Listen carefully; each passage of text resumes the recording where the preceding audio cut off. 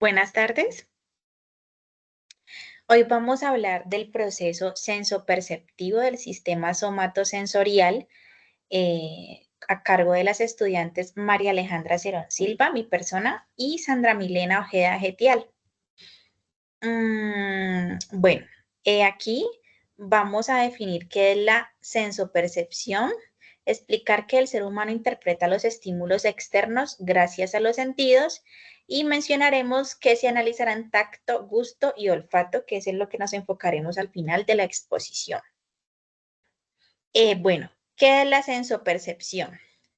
Podríamos decir que es el proceso por el cual el cerebro interpreta los estímulos que recibe de los sentidos. La importancia de este es que permite interactuar con el entorno y responder adecuadamente a los estímulos. Involucrado el sistema somatosensorial, que se encarga de recibir información del tacto, presión, temperatura, dolor y posición corporal o propiocepción. Los órganos que podemos ver involucrados son piel, músculos, articulaciones y terminaciones nerviosas. Ahora vamos a hablar un poquito de cada uno de estos sentidos, de los receptores principales y el estímulo que detecta cada uno de ellos. Entonces, hablemos primero de la vista, que están involucrados como receptores principales, los conos y los bastones. Los conos son los encargados de recibir los estímulos de colores y luz intensa. Y los bastones son los encargados de la luz tenue y la visión nocturna. El órgano involucrado es la retina. Ahora el oído. En este se ven los receptores principales como células ciliadas, órgano de Corti, que detectan los estímulos de vibraciones sonoras. Y aquí se ve involucrado el órgano de cóclea, oído interno. También vemos los receptores vestibulares en el oído, en donde el estímulo que detecta es el equilibrio y movimiento de la cabeza, los canales semicirculares y el vestíbulo son los órganos implicados. Vamos con el olfato. El receptor principal son las neuronas olfatorias, el estímulo que detecta son las moléculas químicas en los olores y el órgano involucrado es la mucosa olfativa por medio de la nariz. Seguimos con el gusto. Su receptor principal son las papilas gustativas y que detectan las células, donde se encuentran las células quimiorreceptoras. El estímulo que detecta son las moléculas de los alimentos que se disuelven en la saliva y el órgano implicado sería la lengua. Por último, hablamos del tacto, donde los receptores principales son corpus de Meissner, que detecta el estímulo de tacto fino y presión ligera. Está el corpúsculo de Pacini, que detecta la presión profunda y las vibraciones. El corpúsculo de Ruffini, que detecta estiramiento de la piel o enlongamiento. Está las terminaciones nerviosas libres, que detectan lo que son dolor y temperatura. El órgano implicado, pues, es la piel. ¿Listo? Bueno, continuamos con las estructuras implicadas en la sensopercepción.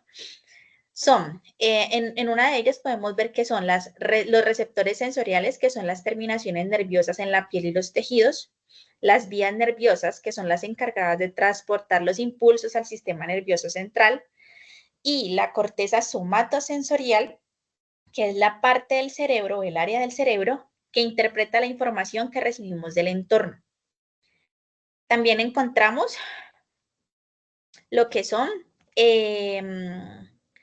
los receptores cutáneos, corpúsculo de Meissner, de Pacini, terminaciones libres, lo que hablamos ahora en el cuadrito, la médula espinal, que es el primer relevo de la información, el tálamo, que es aquel que se encarga de distribuir toda la información en la corteza, y la corteza somatosensorial primaria, que es la que interpreta el tipo, localización e intensidad que recibimos de ese estímulo.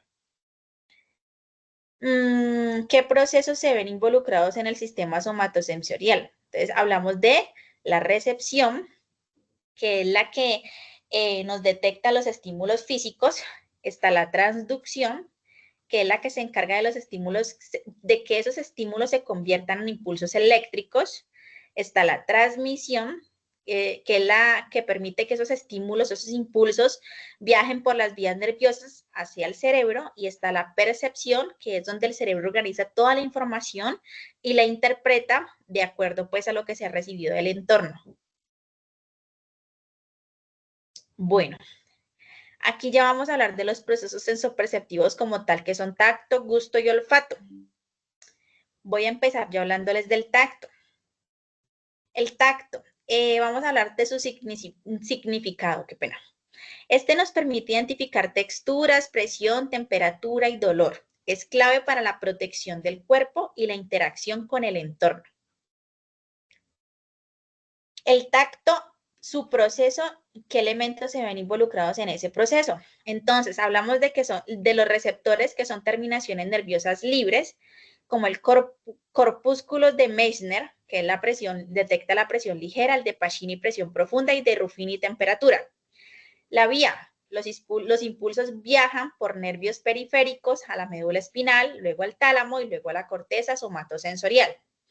¿Qué proceso se ve aquí? Pues el proceso de recepción del estímulo, ya sea de presión, temperatura, dolor, la transducción a impulsos eléctricos, luego la transmisión por esas vías nerviosas y finalmente la interpretación del cerebro frente al estímulo recibido. Aquí pues ya continúa mi compañera Sandra Milena explicándole los otros dos sentidos y finalmente pues ella dará la conclusión de lo que pudimos obtener frente a la elaboración de este trabajo. Muchas gracias.